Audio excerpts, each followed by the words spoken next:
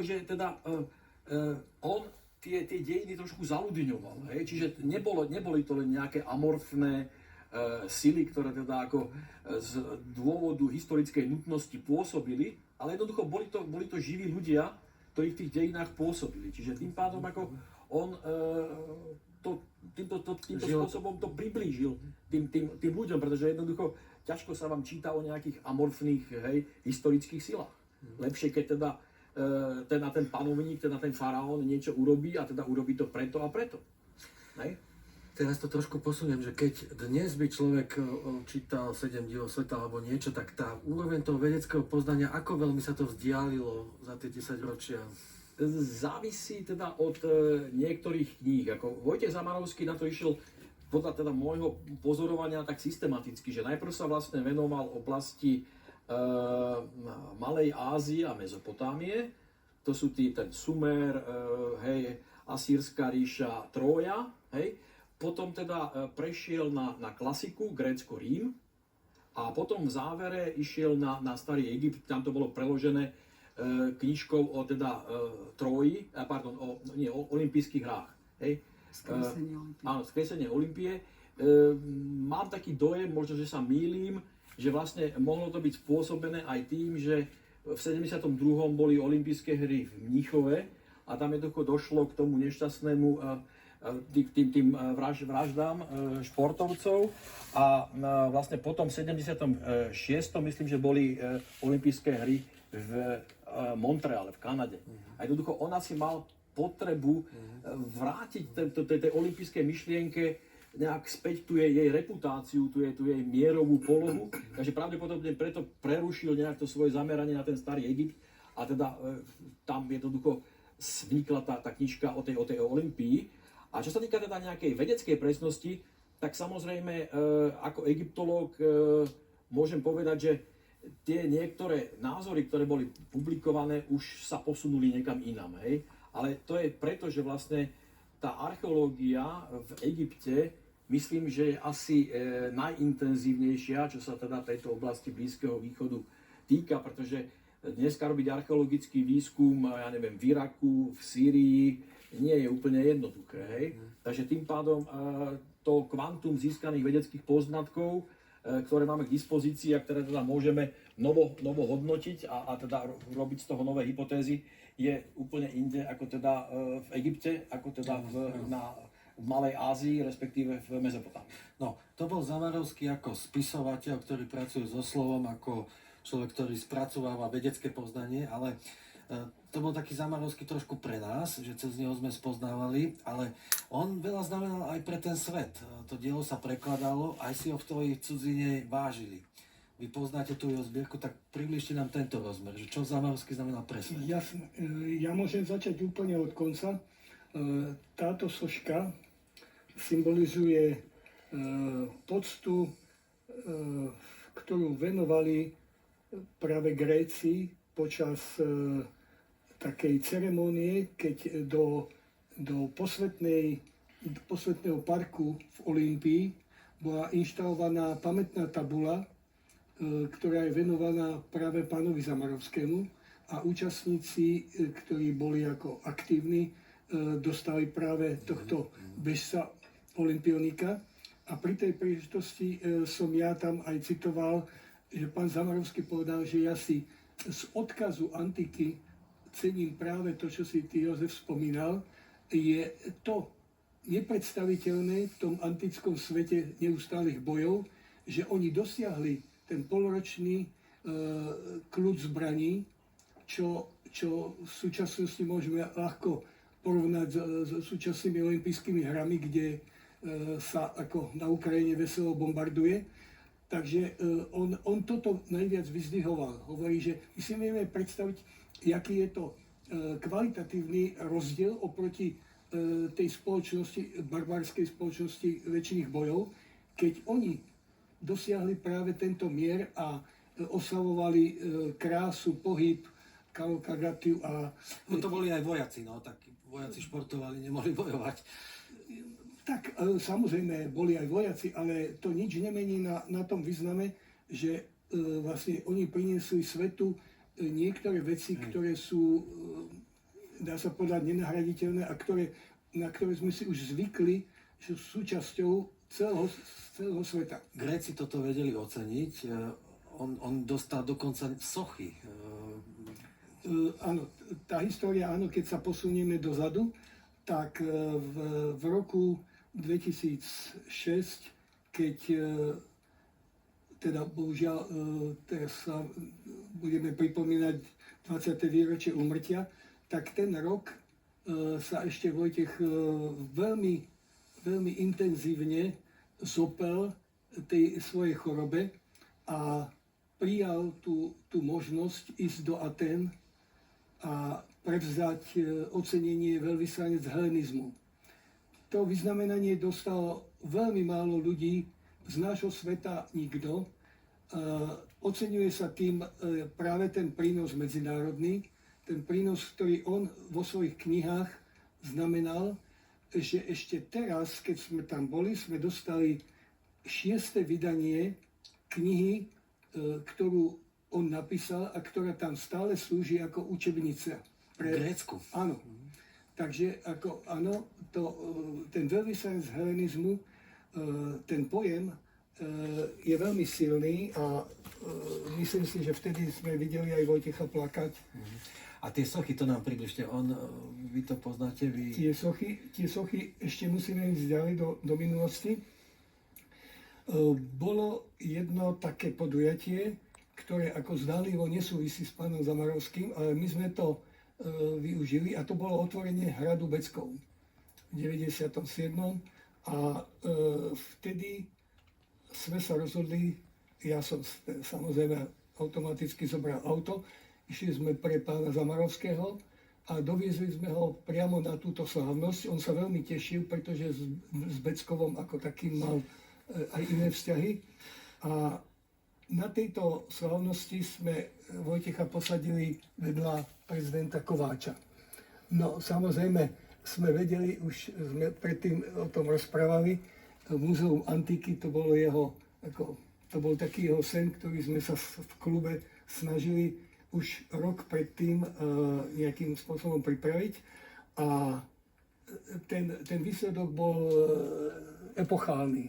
V priebehu pol roka sme dostali telegram, že na letisku v Bratislave pristal vojenský špeciál z Atén, ktorý privízol dar tomuto múzeu. Teraz sa naplnila tá prvá časť toho jeho sna, že sme mali tú grécku časť zbierky. Koľko je tých sôch?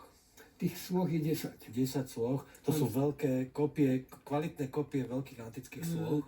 Tieto kopie predstavujú prierezové najlepšie exponáty zo všetkých múzeí v Grécku a sú to overené kopie s pečaťou. To znamená, že je to veľmi cenný dar. Čo je s Múzeum antiky? Kde sú sochy teraz? No, to už je... Stačí krátko. Áno, kratučko. Môžem kľudne povedať, že diváci, ktorí sú v Bratislave, môžu prísť v Bratislave do Historického múzea na Žižkovej ulici, kde časť tej expozície, všetko sa nezmestilo, je práve na vyše rok k dispozícii školám, individuálnym návštevníkom. Takže áno, je tam určitá snaha byť stále v kontakte a Múzeum neexistuje zatiaľ. Múzeum antiky neexistuje, idea čaká na realizáciu.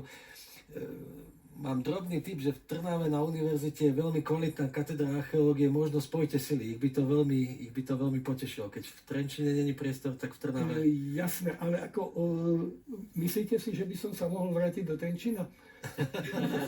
Nie, v Trenčine by to malo... No, poďme naspäť k Zamarovskému. Samozrejme, že v Trenčine by to bolo najlepšie. Naspäť k Zamarovskému. Prebrali sme si to, ohmatali sme si to. Tak to uzavrime, že jeho význam pre slovenskú kultúru je aký? Nech to teda dielo uzavrieme. Chcem to povedať slovami profesora Petra Kuklicu, významný klasický filológ. Čo bolo teda úžasné, že jeho akceptovali vedci. Málo ktorých spisovateľov literatúry faktu tak vnímajú vedci ako Vojtecha Zamarovského. A profesor Kuklica povedal, že nepozná ďalší príklad spisovateľa literatúry faktu, ktorý by tak propagoval antiku ako Vojtech Zamarovský. A to nie len v oblasti československej, ale aj za hranicami. Takže teraz to som vlastne predišla tomu tvrdeniu, že sa stal veľvyslancom, misionárom helenizmu. A čo k tomu dodať? On bol prekladaný, napríklad vydal 13 kníh a čo bolo teda úžasné, že on súčasne písal slovenskú verziu aj českú verziu. Pomáhala mu manželka síce, ale niekedy si to aj sám teda napísal. To proste oni boli prepojená dvojice, že navzájom. A okamžite boli vydania, no proste začal písať 2 roky pred 40, čiže už dosť neskoro. A on také veľké dielo urobil, dožil sa aj takého uznania, že reedície všetkých jeho diel ešte za jeho života po vydavateľstve Perfekt. Tak to je ďalší taký prímad, že to málo kto takto zažije. A... Môžem? Áno. Ja môžem ukázať to, čo si teraz hovorila. Rukopis pána Len to Zamarovského. kamera si to nájde, len to. Áno. Typické pre ňoho je aj úžasná sporodlivosť. Oni v tých 50. rokoch a 60. rokoch, oni až tak na tom dobre neboli. Hej? Až po prvej knihe sa im situácia zlepšila. Tak toto je predná strana, originál. Tu vidno prelepovanie, cerusko dopisovanie. A na druhej strane jeho pani manželka na tom istom papieri to už písala na stroji. Hej? To znamená, že všetky rukopisy, ktoré sú teraz v Martine, sú v tomto štýle spracovania a použitia toho papiera. On písal cerusko, to hovoril jeho syn, keď sme mali prednášku práve pri storočnici Zamarovského v rámci nadácie Aegyptos na radnici, tak tam bol jeho syn Peter a vravel, že otec písal ceruskou, že vždycky mal pripravené cerusky, lebo stále ich musel strúhať a potom čo napísal, opravoval, gumoval, že jeho ruky to boli svedectvom tej ťažkej driny, koľko toho popísal, že boli proste také artritické, alebo s tými výrazkami, že on si fyzicky odpracoval to písanie.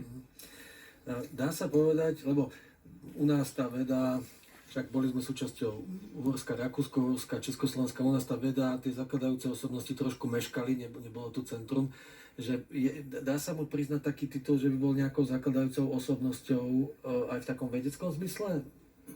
Ako vo vedeckom zmysle nie, dajme tomu úplne, to neviem takto to zhodnotiť, ale myslím si, že ako prínos pre Slovensko mal minimálne v 3 rovinách.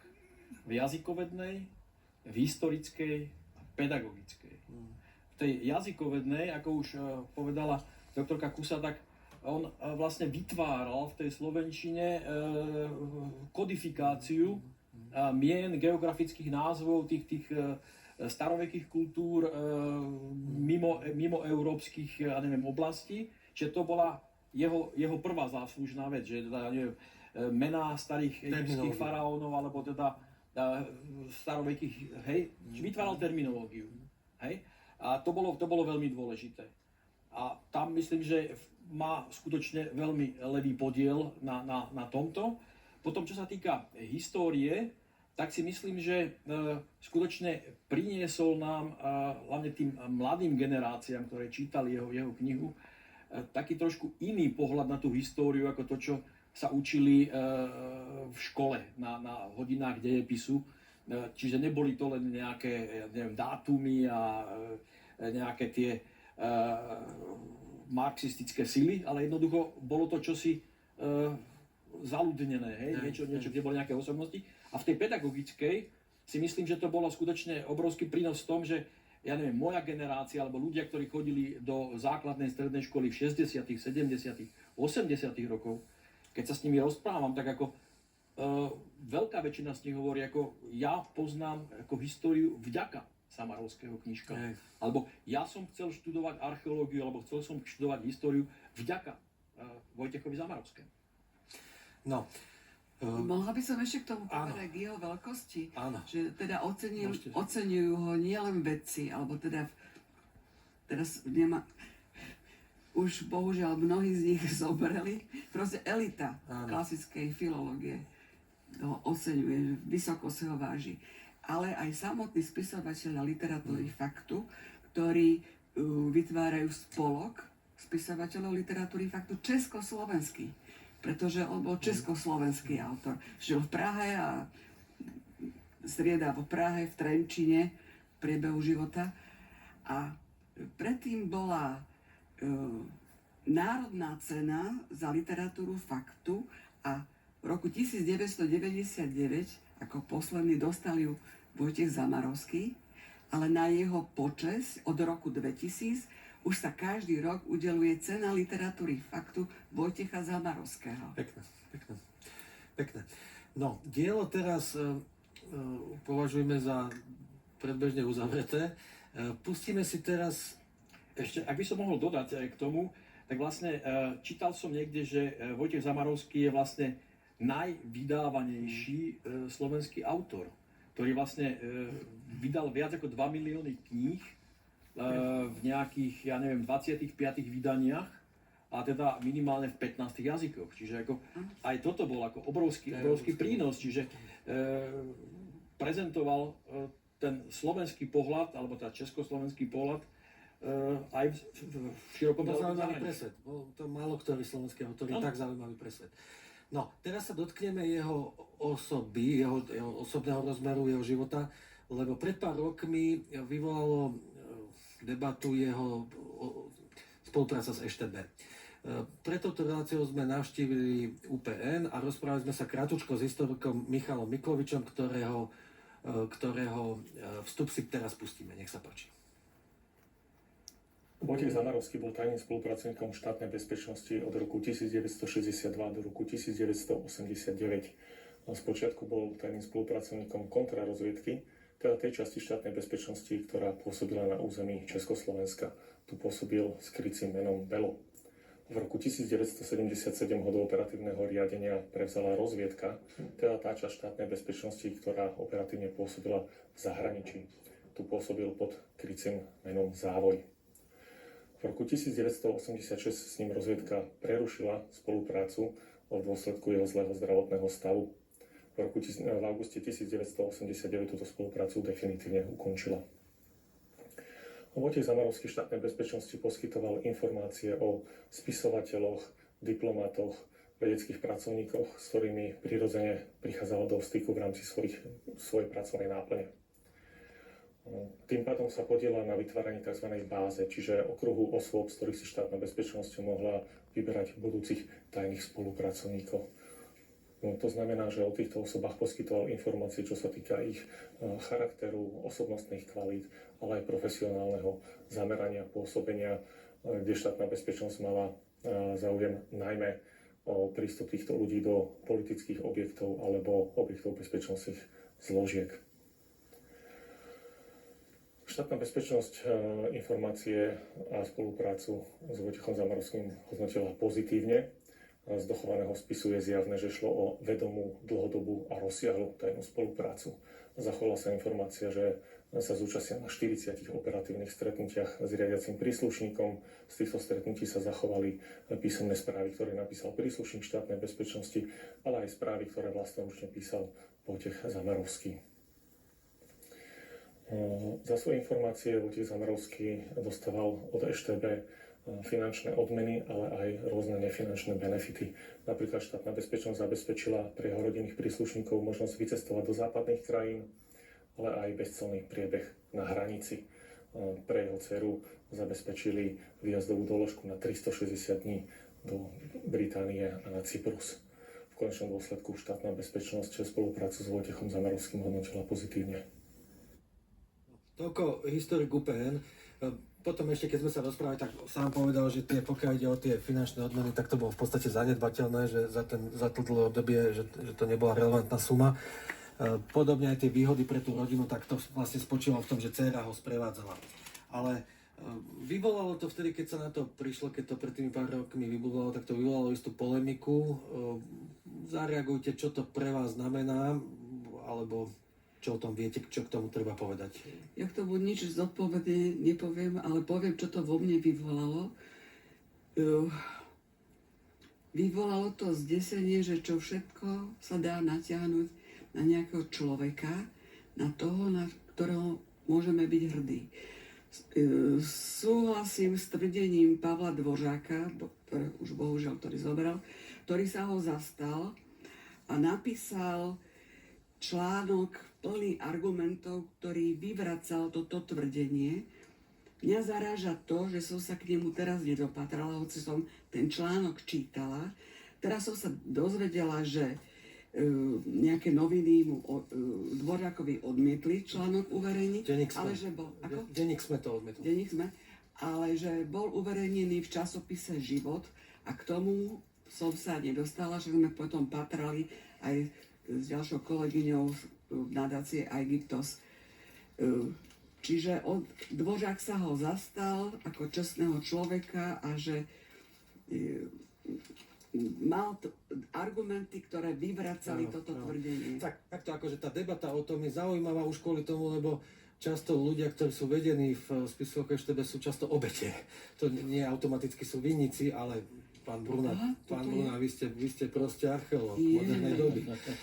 No, čiže keď máte článok, tak nám povedzte vašu reakciu na... No, moja reakcia, by som povedal, že Taniška to charakterizovala dobre na začiatku, s tým sa stotožňujem.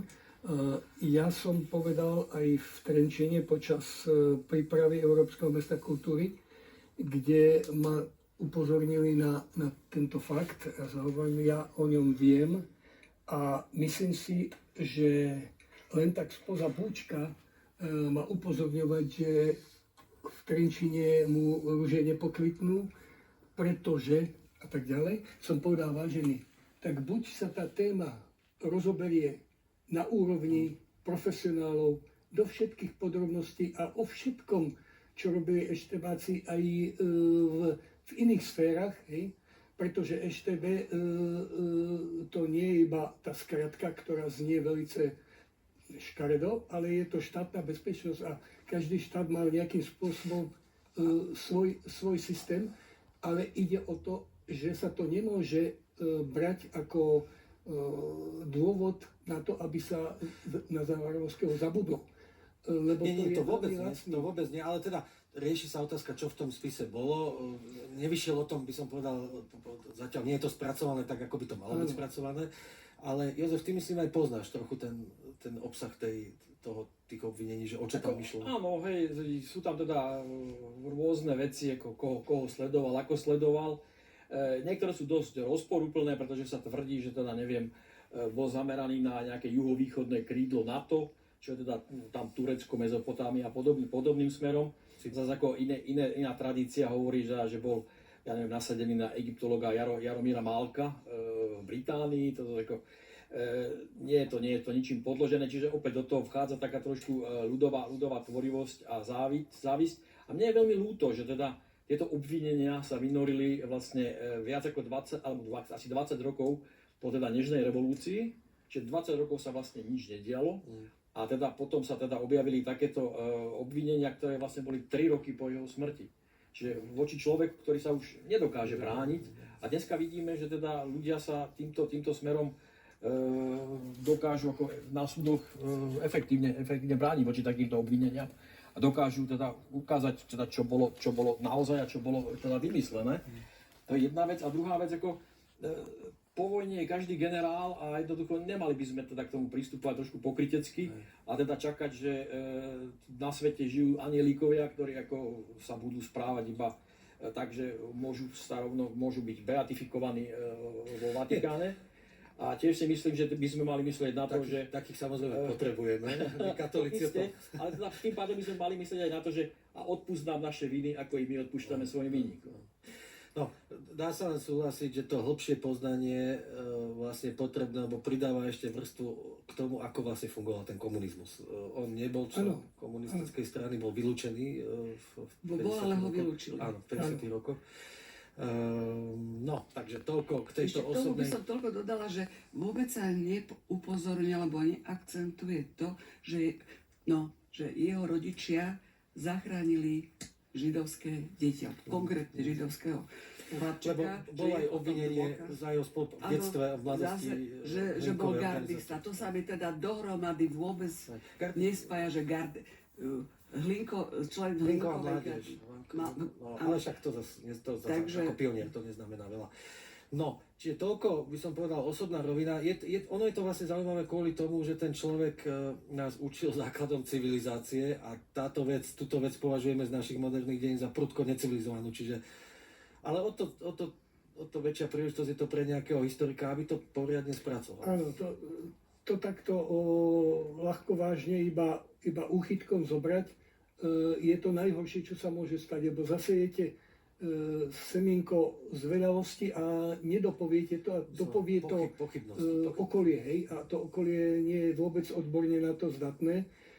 Ja si myslím, že tam na misky váh treba brať skutočne celistvý profil pána Zamarovského. Ja k tajničke mám aj dokumenty, ktoré práve potvrdzujú to, že ľudia, ktorí za pomoci jeho otca, samozrejme, arizovali ten majetok v Trenčine, tak to bola dohodnutá transakcia, aby o ten majetok neprišli. A oni ho po vojne dostali naspäť. A tuto to potvrdzujú týmto listom, že v podstate, jak sa slušne zachoval pán Zamarovský k všetkým zamestnancom. No. Hej, a tá pravda o tom, že schovávali celú vojnu v Tepliciach dve rodiny, je potvrdená aj pánom Zamarovským, aj jeho sestrou. Posledná otázka. Zamarovskému sa v tejto našej súčasnej dobe, v tej mladej generácii až tak nedarí. Mladí študenti archeológie samozrejme jeho dielo poznajú, ale už to nie je bestsellerový autor. Dielo je rozobraté, ale skôr... Prečo túto listinu nevytiahnu konečne? Na čo ju tam majú na stole? Tie sú teraz tak odsúvané. Šlachtická listina. Povedať, keďže všetci ho máte radi, poznáte to dielo, že čo sa tým vlastne stráca?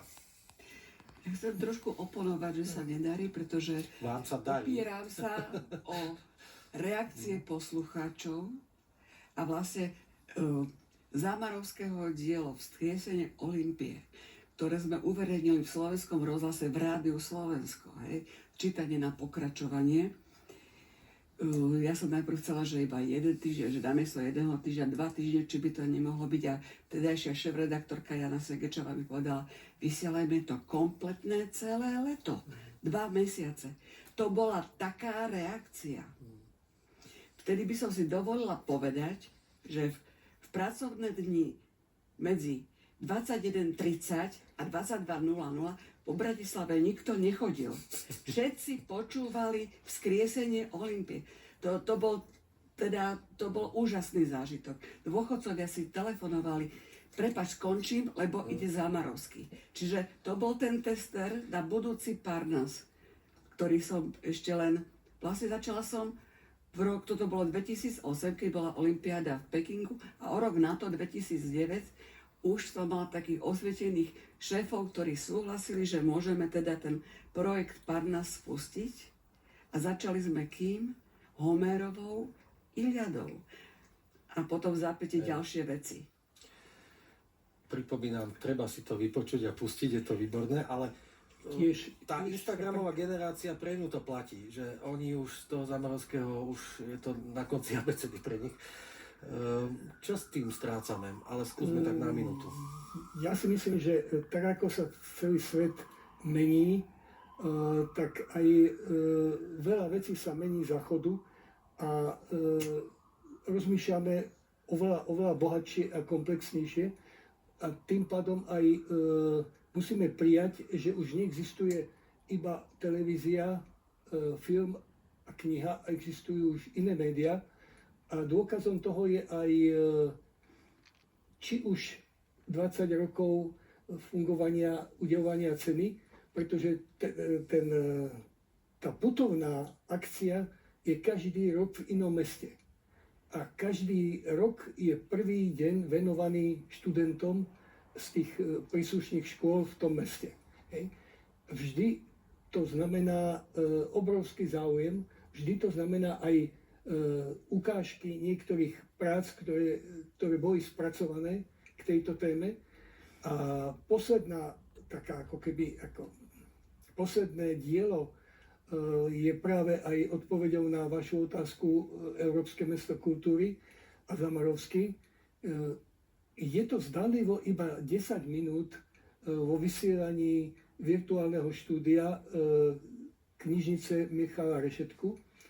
A v skutočnosti za tým je niekoľko týždňov práce študentov z umeleckej školy, ktorí spracovávali všetky možné vstupy o Zamarovskom počas ceremonie udeľovania cien, boli v múzeu na otvorení výstavy, robili rozhovor so mnou a urobili z toho 10-minútový šot do tzv. Kolekcie osobností literatúry Trenčianskeho kraja, čo si budete môcť samozrejme pozrieť aj vy, keď si to nájdete. Trenčín nesmie zabudnúť na Zamarovského. Ja som absolvent tiež gymnázia a pani učiteľka Alena Pašková sa o to starala, tak dúfam, že bude mať dostatok následovníkov.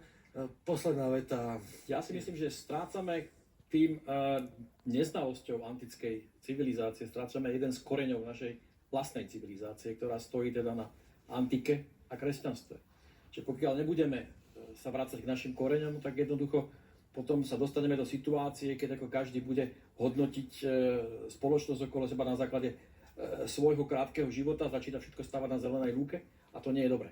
Jednoducho je potrebné vedieť zrovnávať, vedieť, že niečo podobné to už bolo pred 1000 rokmi, nejaké fenomény sa opakujú a jednoducho nie všetko brať existenciálne a teda obmedzujúco iba na svoju vlastnú osobnosť. Žijeme emotívnu dobu. Dáma, páni, ďakujem vám za zaujímavú diskusiu. A všetkým našim divákom prajem, alebo teda takto, Vojtechovi Zamarovskému prajem veľa čitateľov. Dovidenia. Dovidenia, neborajme svoju tradíciu. Tak.